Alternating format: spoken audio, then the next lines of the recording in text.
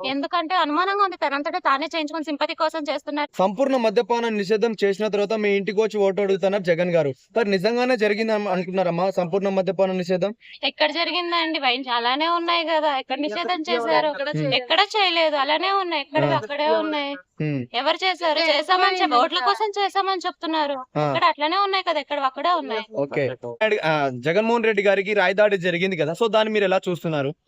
ఎలా చూస్తున్నాం అంటే ఎందుకంటే అనుమానంగా ఉంది. తనంతట తానే చేయించుకొని సింపతి కోసం చేస్తున్నారేమో అని డౌట్‌గా ఉంది. ఓకే. సో గతంలో కోడికత్తి డ్రామా ఎలాగో ఇప్పుడు ఈసారి అలానే ఉంది. సేమ్ సింపతి కోసం చేస్తున్నట్టే ఉంది మొత్తం. సో ఓవరాల్ ఒక రోడ్ల వ్యవస్థ బాగాలేదంటున్నారు. నిజంగానే చాలా మంది లేడీస్ ఇబ్బంది పడుతున్నారు అంటున్నారు. సో మీకు ఉందా నిజంగా బాగాలేదనుకుంటున్నారా? బాగుందనుకుంటున్నారా ఆంధ్రలో? పర్వాలేదు. కానీ ఇబ్బందయితే చాలానే ఉంది. రోడ్లు ఏమి చేయడం లేదు.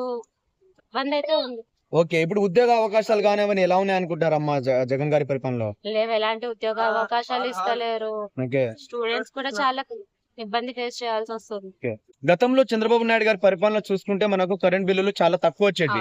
ఇప్పుడు జగన్ గారి పరిపాలన చూస్తే చాలా ఎక్కువ వస్తుంది. సో దాన్ని మీరు ఎలా చూస్తున్నారు?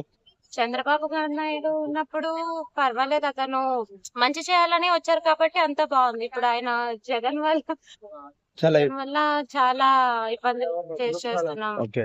సో పోలవరం ప్రాజెక్ట్ కంప్లీట్ చేస్తామన్నారు. అదే విధంగా ప్రత్యేక హోదా తీసుకొస్తామన్నారు.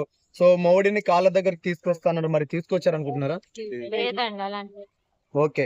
సో ఇప్పుడు వాలంటరీ వ్యవస్థని బానిసలా వాడుకున్నారు జగన్మోహన్ రెడ్డి గారు. సో చంద్రబాబు నాయుడు గారు ఏమంటున్నారంటే వాళ్ళకి 10,000 ఇచ్చి ఆదుకుంటామని చెప్తున్నారు కదా! సో మీకు ఎలా అనిపిస్తుందమ్మా? మంచిదే కదా! మంచిదే. అది తన వరకు తను చేసేవంతా మంచిగానే చేస్తున్నాడు. ఓకే. తను వస్తే సీఎం గా చాలా బాగుంటుంది. డెవలప్మెంట్ ఉంటుంది. స్టూడెంట్స్ కి ఉద్యోగ అవకాశాలు వస్తాయి. ఊరికి కూడా మంచి రోడ్లు వస్తాయి. డెవలప్మెంట్ చాలానే ఉంది. రాజధాని డెవలప్మెంట్ అవుతుంది. అమ్మా ఇప్పుడు జగన్ గారు మళ్ళీ గెలిస్తే వాలంటరీ వ్యవస్థపై సంతకం పెడతా అంటున్నారమ్మా. సో తర్వాత జగన్ గారు చంద్రబాబు నాయుడు గారు ఏమంటున్నారంటే ఇప్పుడు గవర్నమెంట్ ఫామ్ చేస్తే మెగా డిఎస్ అంటే టీచర్ పోస్టులు తీస్తుంటారు భారీ ఎత్తున. సో మీకు భారీ ఎత్తున టీచర్ పోస్టులు కావాలనుకుంటున్నారా లేకుంటే వాలంటరీ వ్యవస్థ కావాలనుకుంటున్నారా? లేదు, టీచర్ పోస్టులు వస్తేనే బాగుంటుంది. ఇప్పుడు ఎంతో మంది టీచర్ గా పోస్టుల కోసం చాలా మంది వెయిట్ చేస్తున్నారు. ఇప్పుడు వాళ్ళకంటూ అవకాశాలు ఇస్తే బాగుంటుంది కదా. సో పిఠాపురంలో పవన్ కళ్యాణ్ ఎమ్మెల్యే గెలుస్తారంటారా? ఖచ్చితంగా గెలుస్తారు. ఓకే. జనసేన టీడీపీ పొద్దుతో వస్తున్నాయి కదా, వాళ్ళిద్దరికి ఎన్ని సీట్లు రావచ్చు అనుకుంటున్నారు? రావచ్చు అంటే చెప్పలేము. అది వాళ్ళ డెవలప్మెంట్ బట్టి వాళ్ళు చేసే పనులను బట్టి ఉంటుంది కదా. Okay, thank you. మరి ఏ పార్టీ గవర్నమెంట్ ఫామ్ చేస్తే బాగుంటుంది అనుకుంటున్నారు మీరు? చంద్రబాబు నాయుడు. ఎందుకు చంద్రబాబు నాయుడు గారు అనుకుంటున్నారు? అతని పాలనలో డెవలప్మెంట్ చాలా బాగానే ఉంది.